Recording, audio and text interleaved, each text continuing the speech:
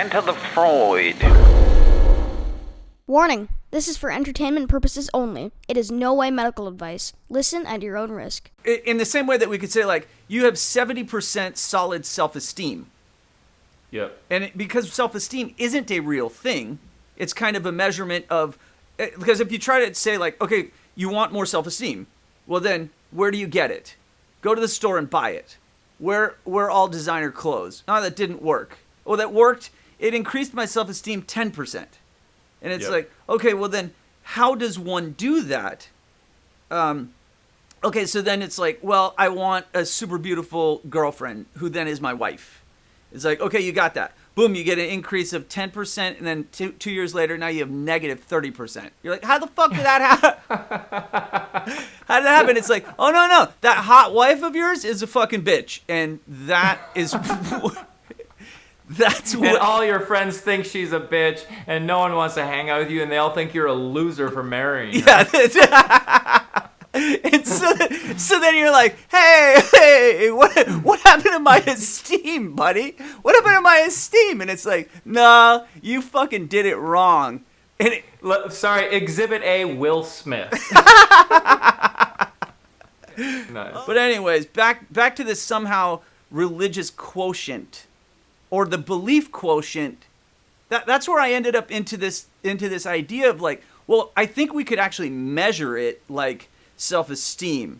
We could make some kind of a measurement to say, here's how much meaning fulfillment your life provides. Therefore, you don't need religion. And it's almost clear. It's like, dude, if you went totally sideways because of COVID, there's a chance that you do not have a high quotient. That's my statement. There's a chance. Yeah. I think there's something to what you're saying. Okay, but I guess I'm stuck on this. Here's the thing I'm stuck on that I need to resolve to connect what you're saying with what I'm saying. I think what I'm stuck on is kind of like Maslow's hierarchy of needs. Yeah.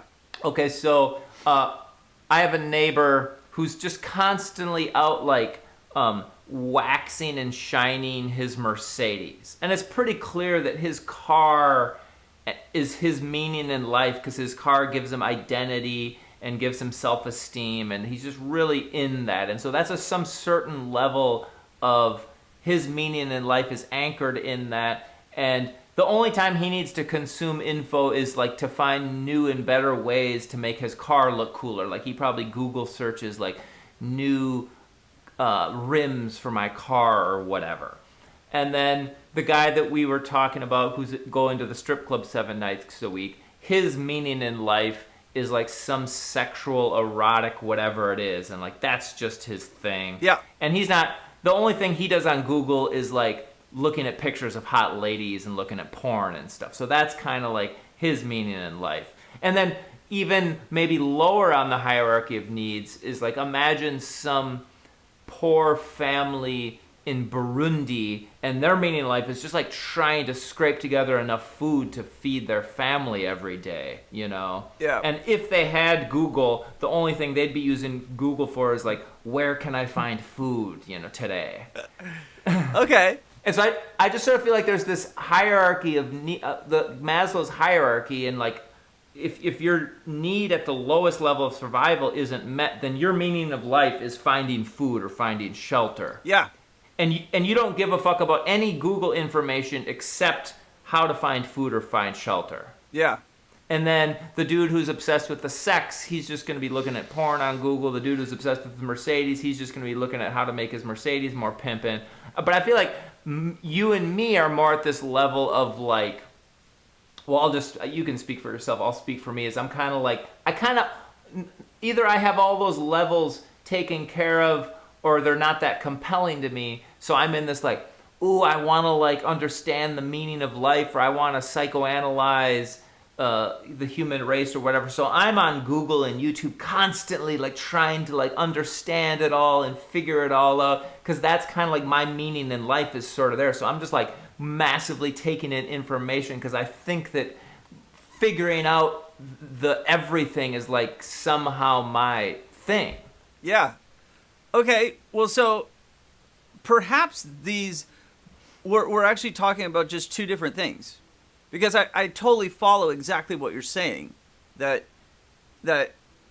as like in the way that Maslow's hierarchy was presented to me, which I don't think it was exactly how it was presented, and I know that's so nerdy I don't even want to talk about it, but like, is Maslow's hierarchy what he really said? Who fucking cares, right? Right. But that what you're saying, as it's like, okay, as you get these basic things figured out, then you have this kind of almost, it was presented to me as it was a luxury to then have the higher actualization type problems, self-actualization problems.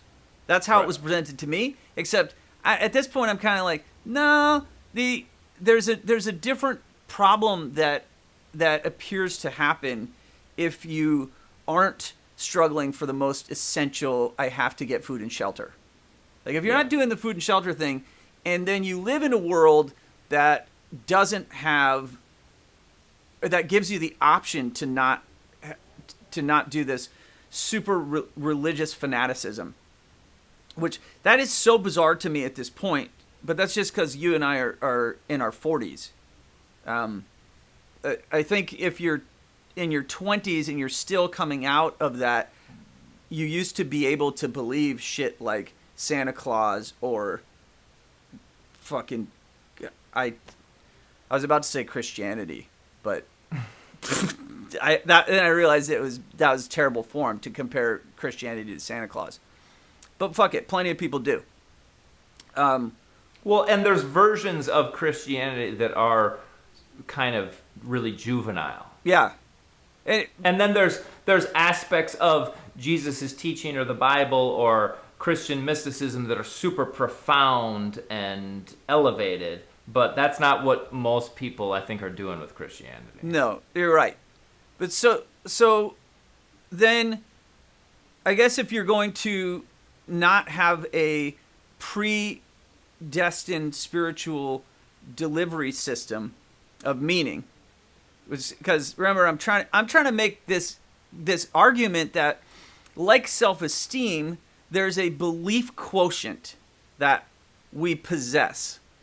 Yeah. And I'm just using this as a placemaker until we find a better term. But that system that we have, like the way that I've let go of formal religion long ago, but now I do have all of these intellectual concepts of meaning, which I've borrowed from existentialism and I've borrowed from various other types of philosophy. But so then I'm just kind of reading the world through that lens. But personally, I am running out of ways for that to provide meaning every single day, I think. With my own theory. Do you have, is this happen to you as well? Yes. I'd say I'm in the same boat as you. And then, but let's see if we can really make clear this idea of belief quotient. So describe your belief quotient. Where are you at? So, I think I've bought into, to some degree, I like what you said, actually, that some of these things that we measure success into, they're not good hooks for me. Like, I don't really think what I need to do is spend all of my time trying to become a billionaire. Like, for some reason, that is not on my list. Or the idea that I should open a modeling agency so that I can creep on a bunch of young hot ladies. Like, that's not on my list either. So, in a way, there's a lot of this, the journey that one could do that I'm actually not interested in. Like, for example, I don't really want a flashy car. Like, in fact, it would be painful for me to have one. It would, if I drove it around, I would probably try to, like, not let people see that I had it. Because you'd think you sort of look like one of those douchebags. Yeah, absolutely.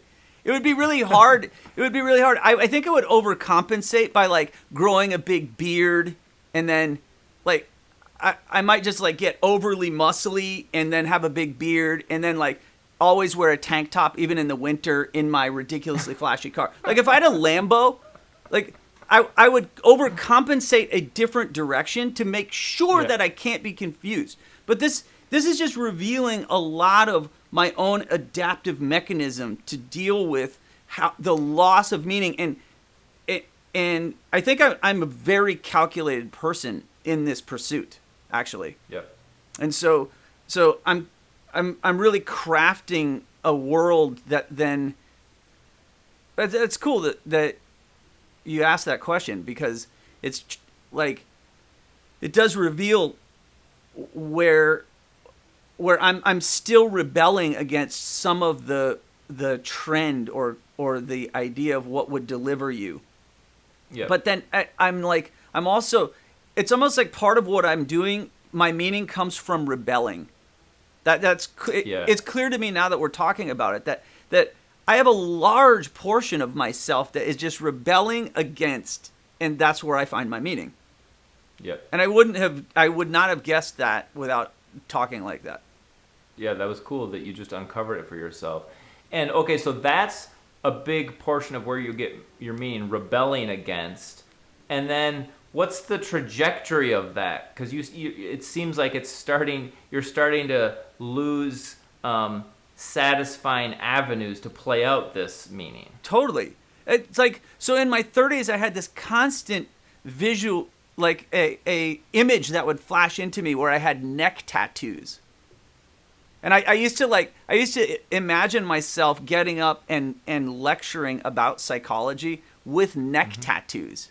Oh my God, that's so interesting. Isn't that weird? And it was like, it seems like it's a visual image of this rebel thing. yeah, because it was still me entirely. There's nothing different. It was just me, but I had this loud statement of, fuck you, I'm not conforming to. I was like, if I had to speak on stage about psychology, that was how I would do it.